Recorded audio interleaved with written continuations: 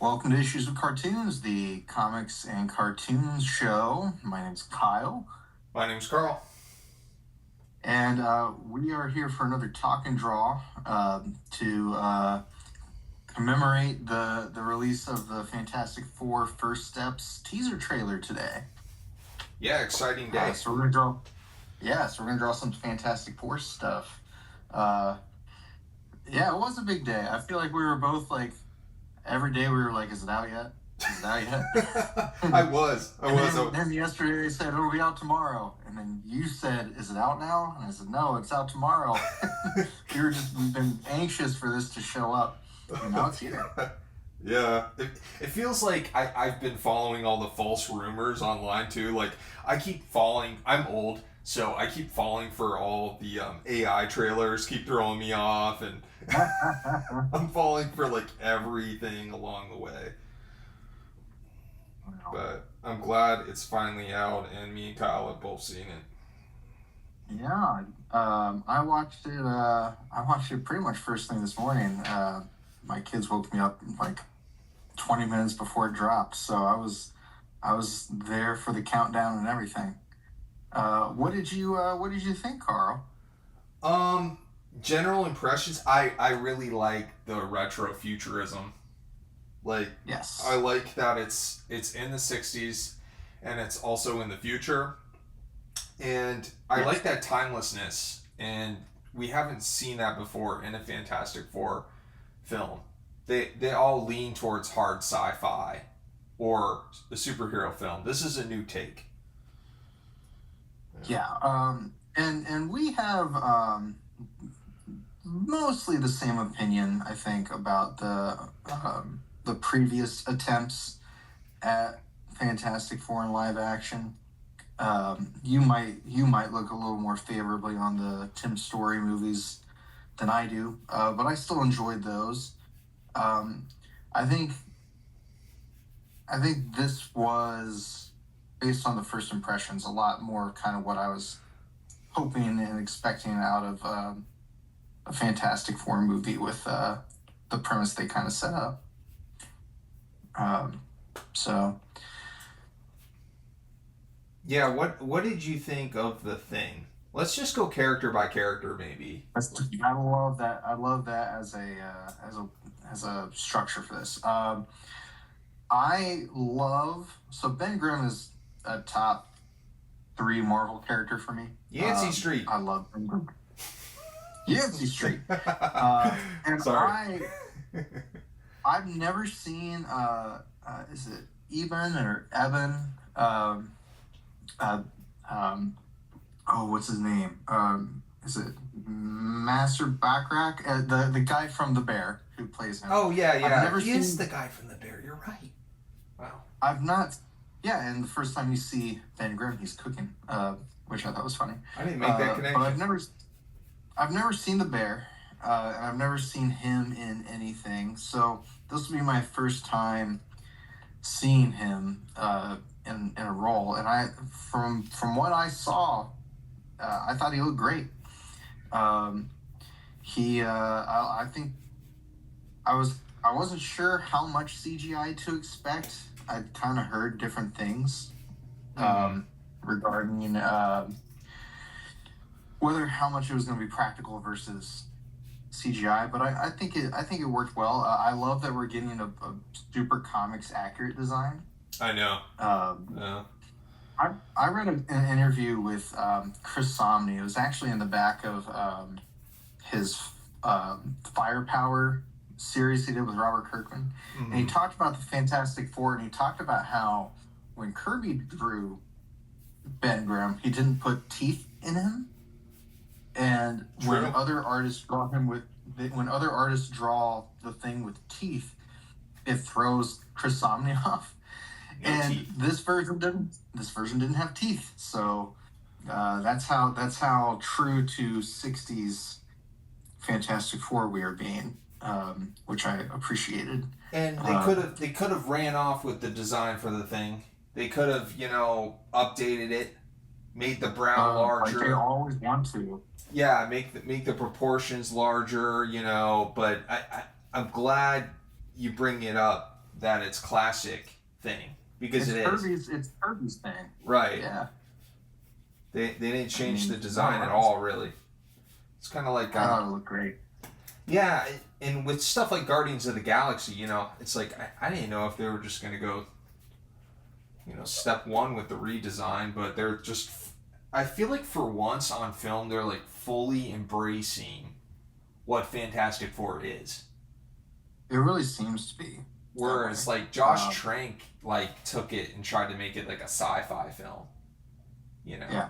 I'll be an apologist for the Roger Corman movie. I feel like that's, ironically, the most comics accurate film we've ever had of the Fantastic Four, because they really don't mess with any of the story or the characterizations or the designs or anything. That's true.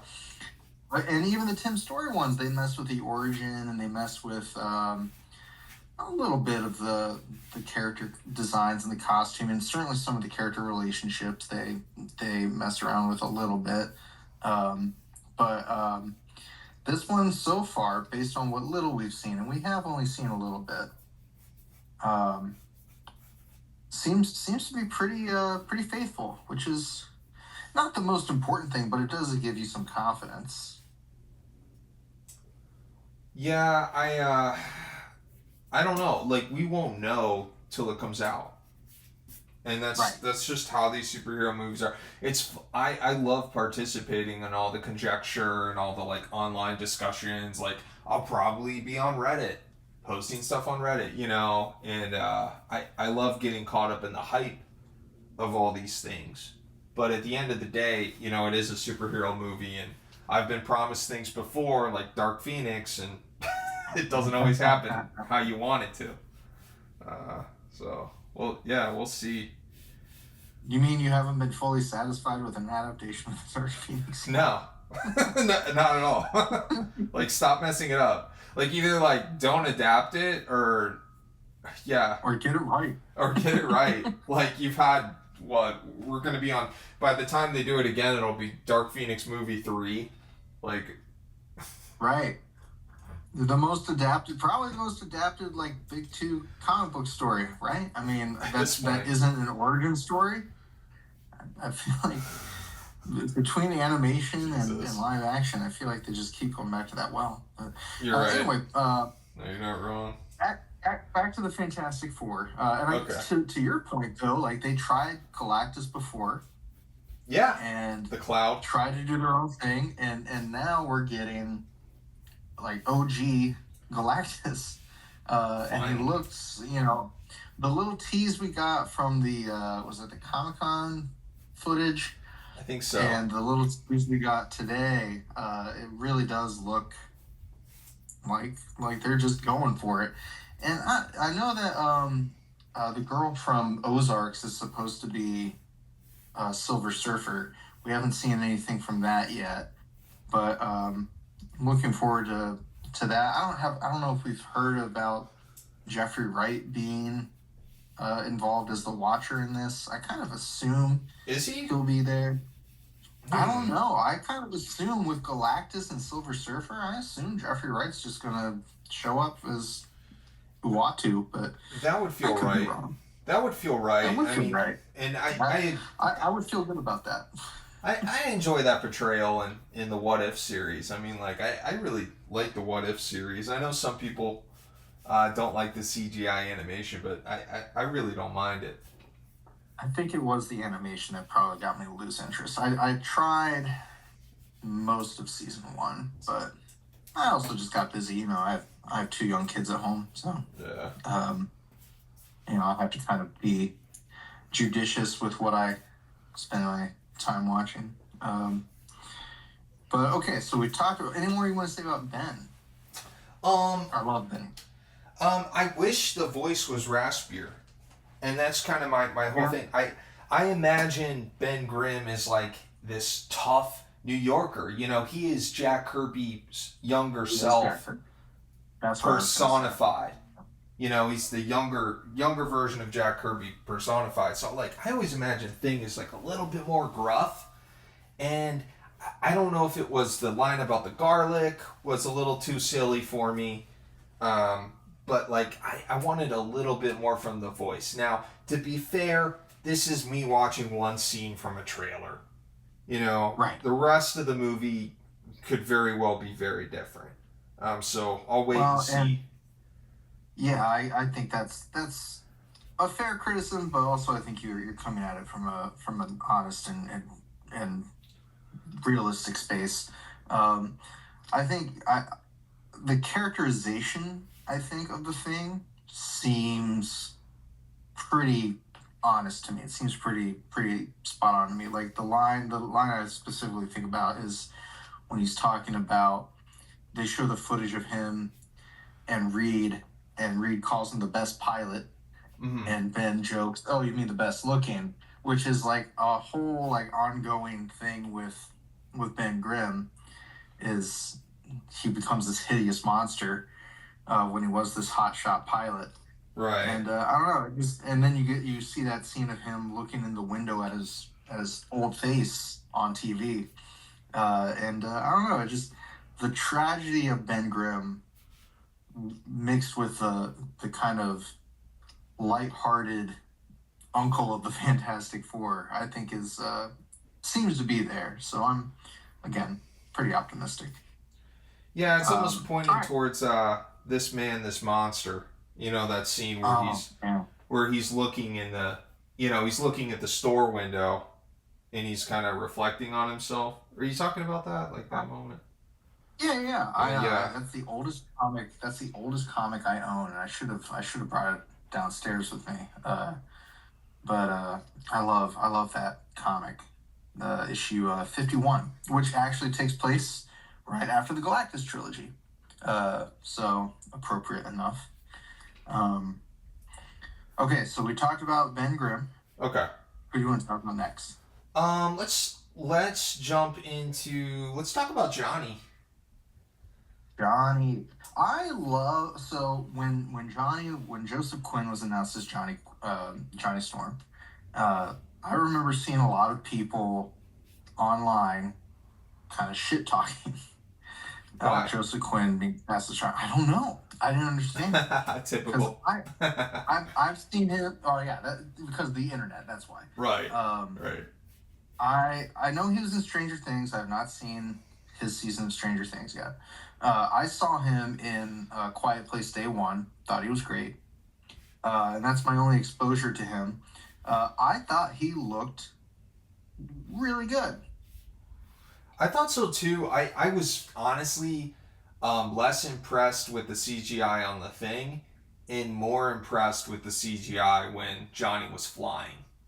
Like It did look really good. I like almost gasped. I watched the trailer in my car. I was like, wow. I was like, wow, that shot of Johnny flying as a Human Torch looks great.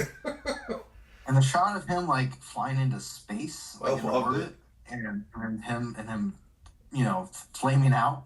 Yeah. Literally, looked sensational. Like it looked really, really, really, really good. Oh yeah, that was great. So, we didn't get a whole lot of his characterization rather. This trailer really gave us a lot more on Reed and Sue, and maybe a little bit of Ben as far as characterization goes.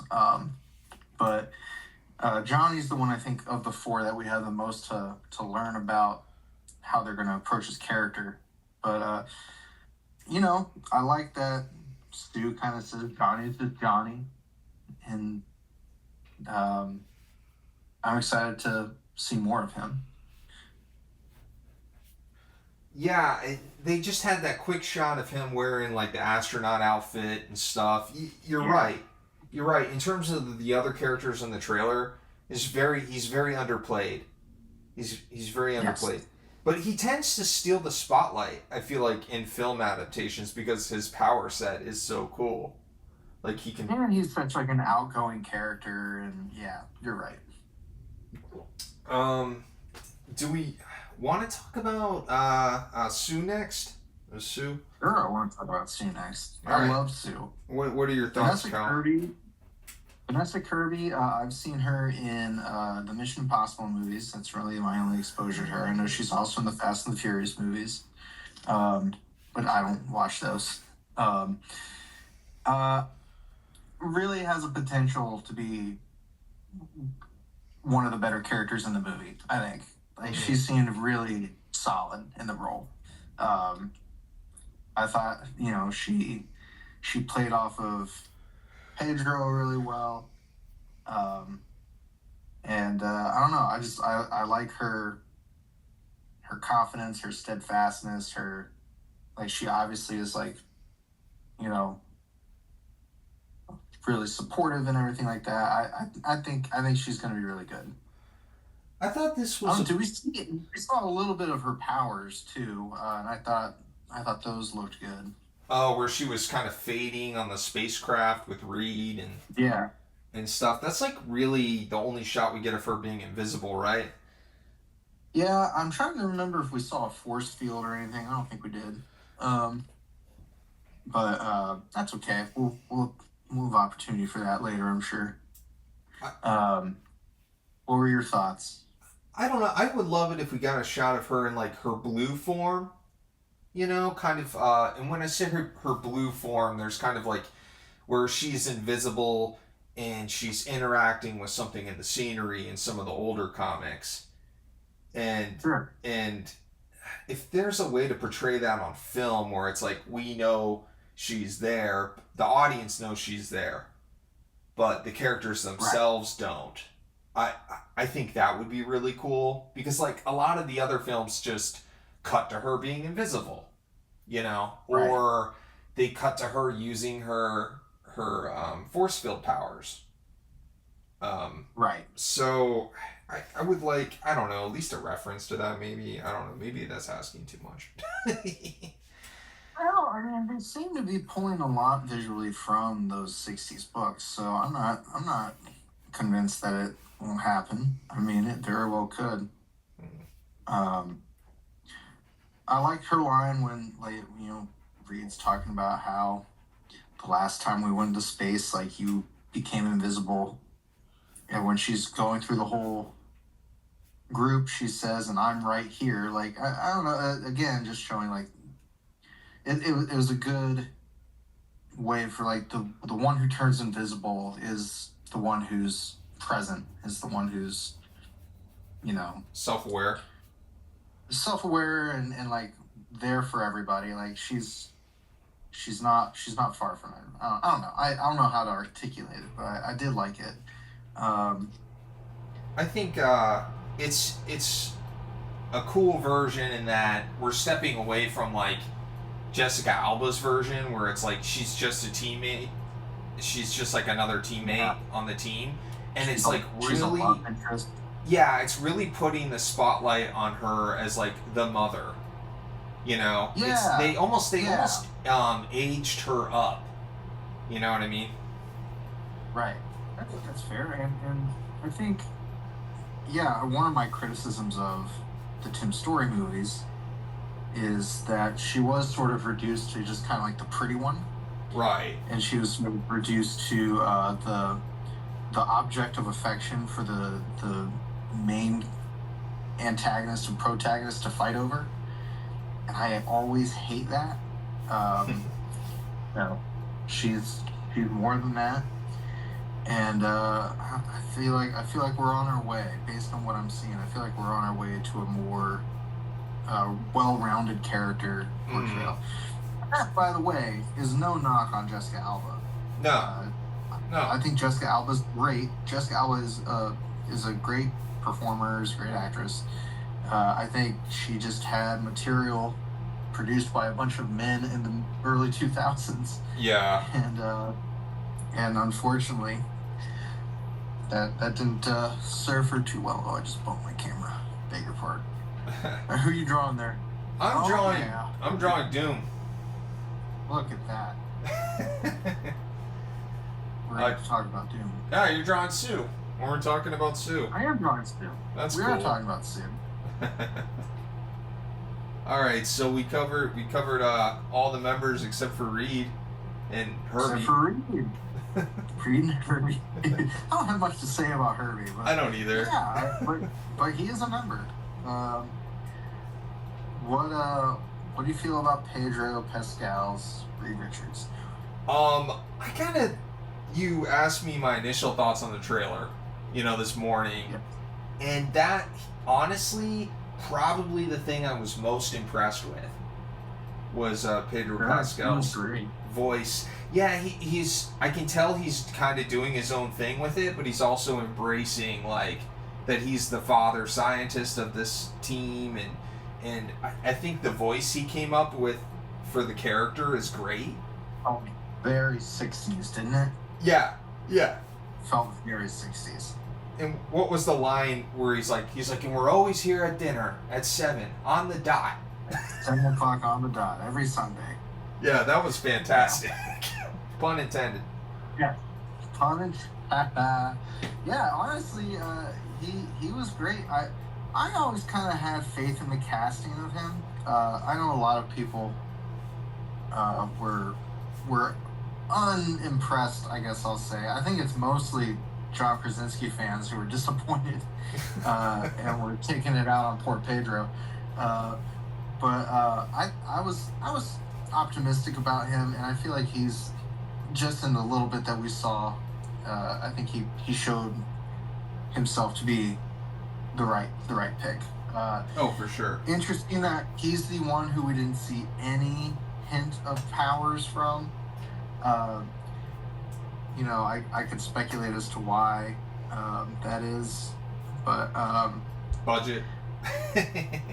They're probably still working on it. Frankly, the turnaround time for this, like, it started filming much later than Superman started filming, and I think they started like a year ago, or maybe less. So really? I'm not even sure if I mean, people in the comments, please correct me.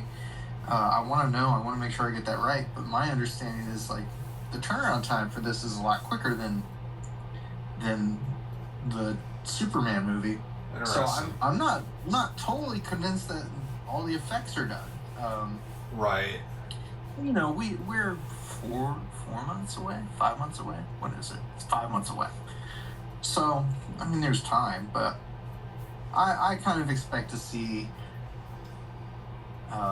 some stretchy Reed in maybe the official trailer. But yeah, I'm really excited to see more Reed. Is her head too small? I can't be a good. I think it might be. It'll be fine. Art takes time. We're just quickly hashing these characters out for the stream, you know what I mean? Like, they're not going to be perfect. No, mine's going to be perfect, damn it. Yeah. It's more about the discussion. It's about the 4. Is that better? Is that better? I think so. Yeah. Alright. Can't go too much. Yeah, that does. Yeah, you can't go too much, or else I see a lot of artists do, like, they'll make the heads, they'll really hyper focus on the face, and then the head will be the same size as the chest. You know what I mean? Right. And it's like, you don't want that. You gotta, like, you almost have to fight the urge to do that. Right. No, I'll avoid all those pitfalls. So we got some shots of Galactus. We got some shots of John Malkovich. We got some shots of Herbie and some scenes with Herbie. Some shots of the rocket ship and the actual origin. But I think this teaser did a good job of being just a teaser. It didn't give us a whole lot beyond, like, some character stuff and some set pieces. Like the set design, I think, is really well done. I'm very into the whole aesthetic. Right. I've seen some people go back and forth about the choice to make it kind of a retro futuristic movie, not just straight up. What else would they do? I mean, like, are we going to go back? the people who I've seen, I guess not complain, but wonder about the choice are people who I think just want like another MCU movie. That's what I Started mean. the Fantastic Four, and I think this sets it apart. I think the Fantastic Four brand has taken quite a few hits in the last 20 years, Mm-hmm. and I think maybe trying something that's a little outside the box for a team that is debuting during a multiverse event that initially starred a character connected to the Reed Richards family tree. I think it makes sense to make it a multiversal sort of movie. And I want Ben Grimm to meet the Hulk, and I want Johnny Storm to meet Spider-Man. I don't think that's going to not happen just because this takes place in an alternate universe for this movie. I kind of have a theory that Galactus is going to win. And I think the Fantastic Four are going to try to save everyone by splitting into the multiverse, and it's only going to save them. That's my big theory. That's a big theory. Do you think they'll acknowledge Reed from Doctor Strange too?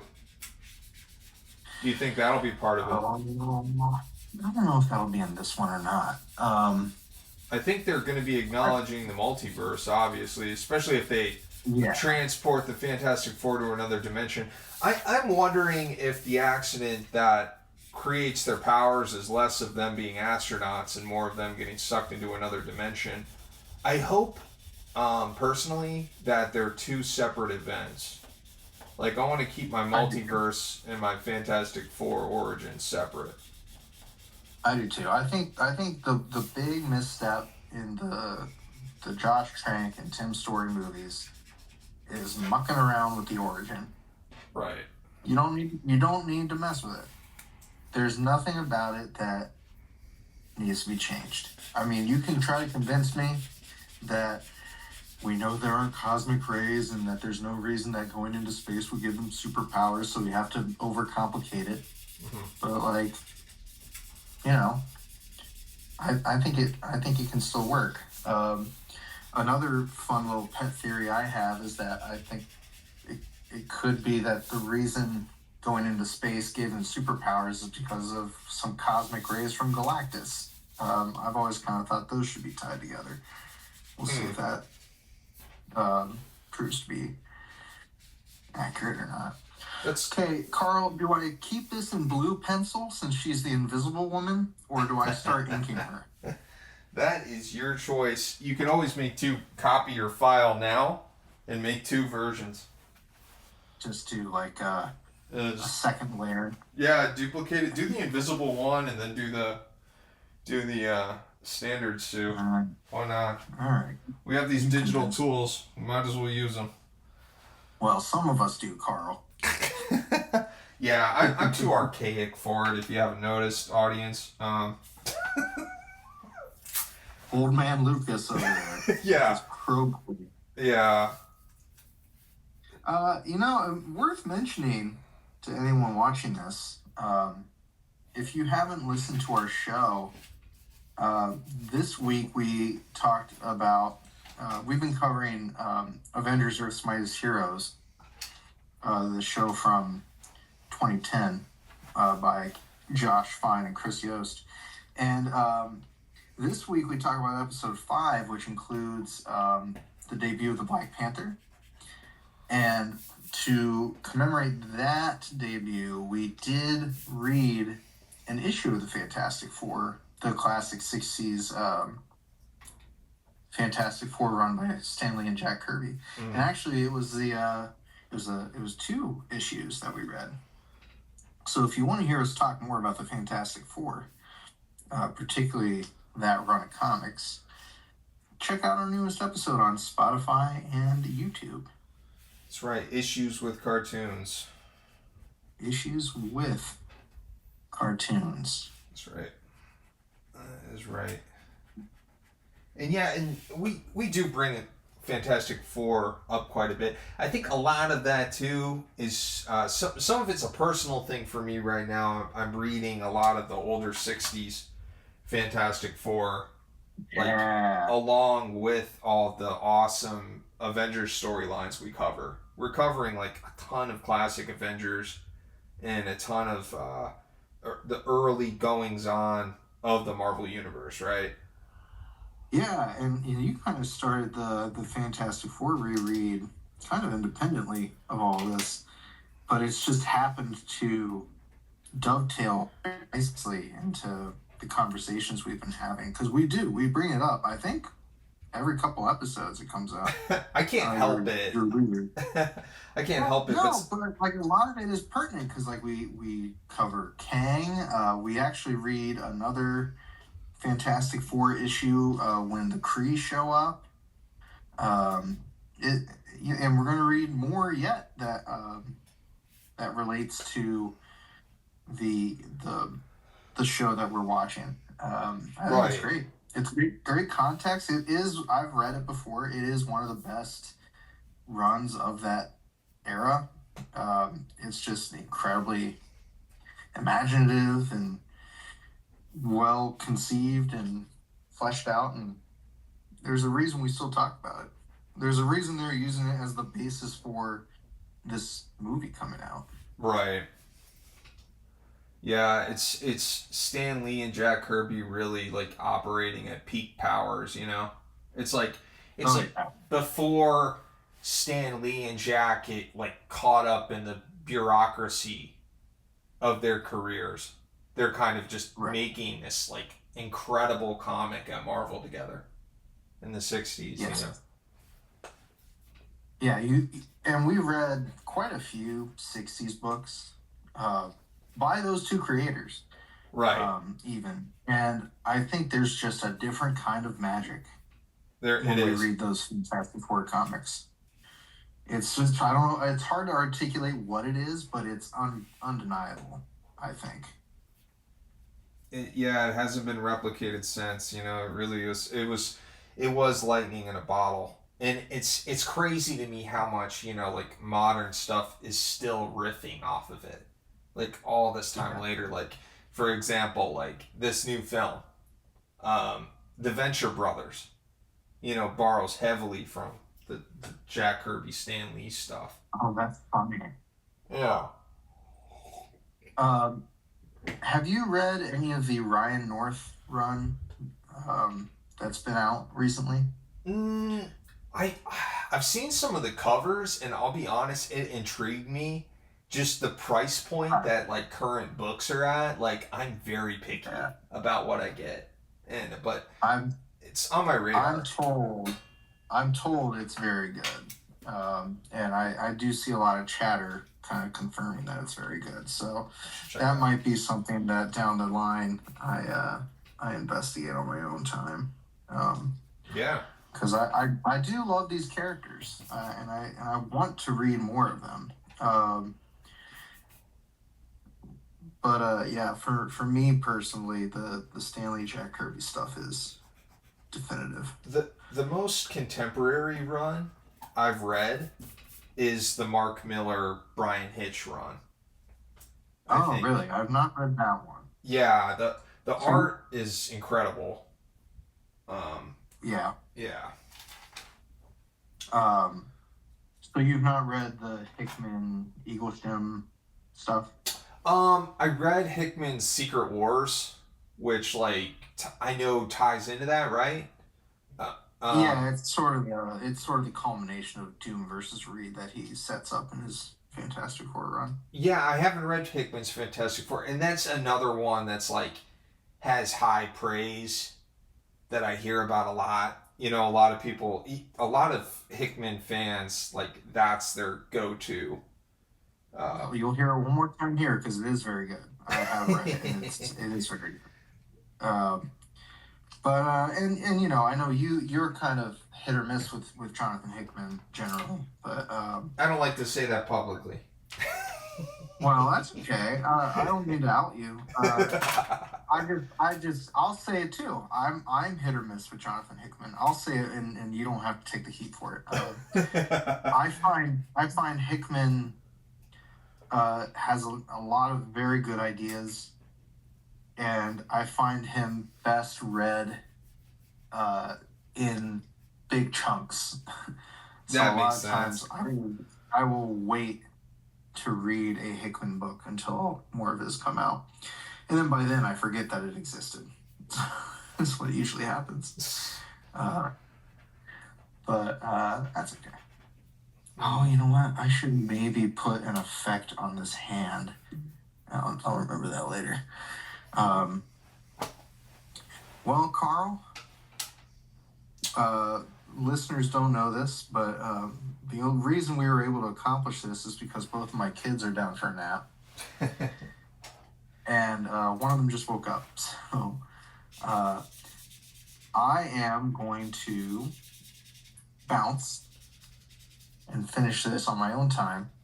You are welcome to hold down the fort and talk to the people about your Fantastic Four experience. Or we can just say we'll stop here and post the final product later. But I think we got some good trailer talk in. We got some good Fantastic Four talk in. It's been a good discussion, and I just want to plug our books real quick. We have Kyle Windle's Thunder Duck, which is available on his Ko-fi store. We have links on Issues with Cartoons on our YouTube page. He also has another book called Mad Science Rejects. It's kind of like a Doom Patrol meets like Justice League kind of thing going on here. Almost Fantastic Four fans would probably like that the most. Yeah, and they're scientists, like Reed kind of and stuff. And some of my books, I have Captain Devil mini comic inspired by Scott McCloud, 24-hour comic. You might have seen me carry this around at some local shows in Columbus. And then I got my character here, Shogun Bear. He's a samurai polar bear. This is one of the first books with that character, but yeah, we have links to all of that on the Issues with Cartoons page. Awesome. All right, yeah, and then check out our show, Issues with Cartoons. Every Monday we put out a new episode. We've been covering the Avengers, Earth's Mightiest Heroes, animated series, and we'll be also covering Daredevil here near the end of the month. We're going to do a Daredevil week as we gear up for the Disney Plus series that will be debuting at the beginning of March. So be on the lookout for that. Issues with Cartoons on Instagram and Bluesky. And we are also on TikTok. And you can also email us at contact@issueswithcartoons.com for any questions, concerns, requests, feedback. And make sure you rate and review us on Spotify. Leave a 5-star rating there if you could. And yeah, until next time, more issues to come. Stay tuned.